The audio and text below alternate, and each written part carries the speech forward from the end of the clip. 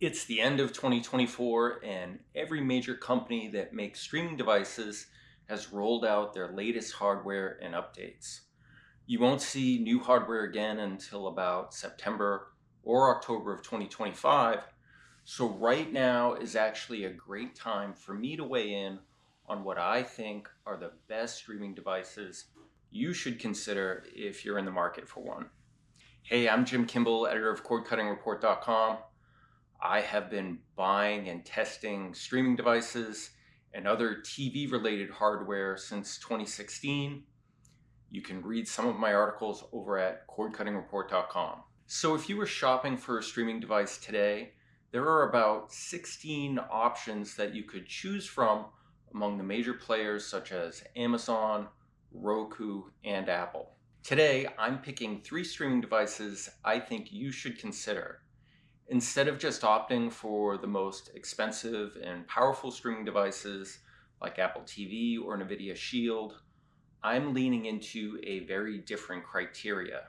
My picks are on the inexpensive side. 2 of them support multiple HDR formats, and all of them cost under $100. Not all of them came out this year. By the way, I bought 2 of these devices, and a third one was sent to me when I reviewed a 4K projector earlier this year.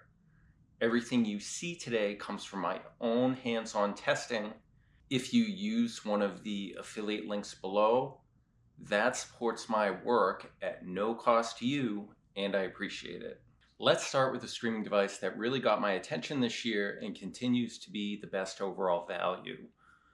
Walmart's ON 4K Pro really broke out of the pack this year because it has a number of premium features such as a smart speaker and a backlit remote for only $50. It runs on Google TV, one of the most popular streaming hubs out there. This device supports 4K streaming with HDR10 and Dolby Vision support. Google TV does the best job at showing you movies and TV shows from both your subscriptions and free ad-supported streaming services like Tubi and Pluto TV. So I initially reviewed this device in May, and I've pretty much been using it every day since then. What I can tell you is that the hands-free voice control is a huge upgrade to any 4K TV. Being able to walk into a room and turn the TV on and off with your voice is great. You can also use your voice to control the volume on a soundbar or even launch an app when the device is turned off. The compatibility across TV hardware is really impressive. I even hooked this up to an ultra short throw projector that I have here in the family room, and it still turned the projector on and off with voice commands. You have Google Assistant built into the device, and of course the Chromecast protocol, so you can stream whatever you want from a smartphone. If you lose your remote control, again, you can use your voice to find it, or there is a button at the front of the 4K Pro that you can press that will trigger a chirping sound. I even use the voice command to find my Android smartphone. The latest 4K Pros have a backlit remote with a customizable button that you can use for launching a dedicated app or for switching inputs. This remote is not backlit because I bought an early model of this streaming device. But since I own a couple of NVIDIA Shields, I can tell you that once you have a backlit remote, you will wish all your remote controls were backlit. The 4K Pro has Wi-Fi 6 and a dedicated Ethernet port, and there is a USB 3.0 port. The brains of the ON 4K Pro is a mid-range CPU, and it's plenty capable when it comes to streaming higher resolution formats. It's worth mentioning again that the 4K Pro costs $50. So if you wanted another streaming device that matched the 4K Pro's features, you would have to spend $100 or more, and even then you might not have hands-free voice commands.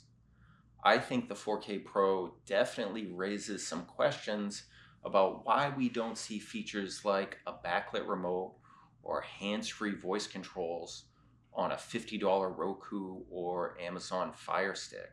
If you want that Find My Remote feature on your Fire TV or Roku, you can buy their Remote Pro, but that's going to cost you between $30 to $35. I think now that Walmart has officially purchased TV maker Vizio, the retailer is poised to become a much more significant player in the world of TV and streaming.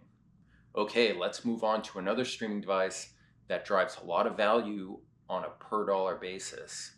The Roku Express 4K Plus debuted in 2021, but it still outshines the rest of the Roku lineup when you balance features versus price. Most 4K TVs these days support HDR, but not Dolby Vision. So in most cases, the Express 4K Plus will deliver everything you need. It gives you access to Roku's simple menu. Roku's real value in my mind comes from the fact that Roku's block of apps is intuitive, and almost anybody who tries one pretty much understands it right away. It's very approachable for non-tech savvy people, whether we're talking about you or people in your family. The Express 4K Plus gets you access to all the popular streaming subscription apps like Netflix and Max, plus free streaming ad-supported apps like Tubi, Pluto TV, and of course, the Roku channel. The remote control can power your TV, adjust the volume, and has a button for voice commands. I really like using the Roku mobile app for private listening. This feature connects the app to headphones or earbuds at night so you can watch TV without disturbing anyone. So if you're looking for an easy, straightforward streaming device that supports 4K and HDR10, the Express 4K Plus is a solid choice for under $40. My last pick made the list because it offers something really unique among streaming devices. Amazon Fire TV Stick 4K Max is the fastest Fire TV Stick model on the market, and to me the real value add that it brings to the table is access to Xbox Game Pass. If you have gamers in your household, this streaming stick could pull double duty for both entertainment and Xbox games that are available in the cloud.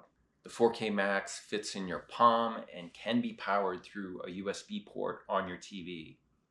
The home screen does feel a little busy at times, but I do like how easy it is to spot 4K content with the little logo that you see under different shows and programs. My only criticism of the Fire TV streaming devices is that they used to integrate over-the-air TV into their live TV tab when the Fire TV Recast was still on the market. I wish they offered that through Tableau or HD Home Run. Despite that, the Live TV tab is well organized and it lets you filter by categories like sports and news. The 4K Max supports Dolby Vision, HDR, and Dolby Atmos.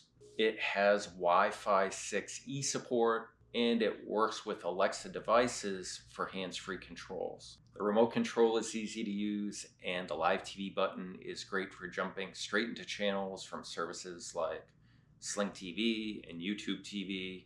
Just to go back to the Xbox Game Pass support for a minute, I don't talk about gaming that much here, but the idea that you no longer need an Xbox game console to play some of its games is really mind-blowing. You do need a subscription to Game Pass, but still this could mean a lot for a household that might not be able to afford spending between $300 to $500 for a game console. So for that reason alone, the Fire TV Stick 4K Max really got my attention this year. So wrapping up here, there are a few honorable mentions on my list. There were some other streaming devices that I tested out this year, including the new Google TV Streamer. I thought the Google TV Streamer was a well-built product, but slightly overpriced.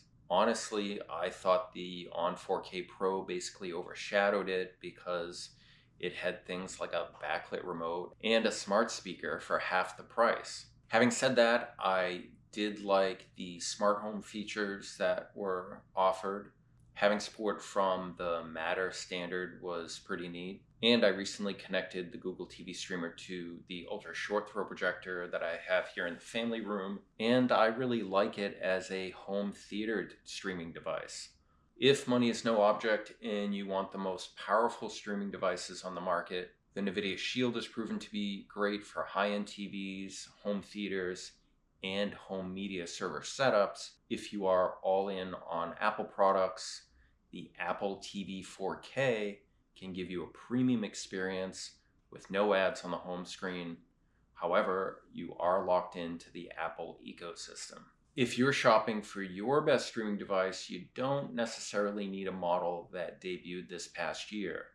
You should really look at the capabilities of your smart TV and use that as a starting point to pick a streaming device that will best match your needs. No matter what your needs are, there are good 4K streaming devices out there that don't cost a lot. Let me know in the comments below what your go-to streaming device is for your TV in the living room or in your family room. As always, thanks so much for watching, and I'll see you next time.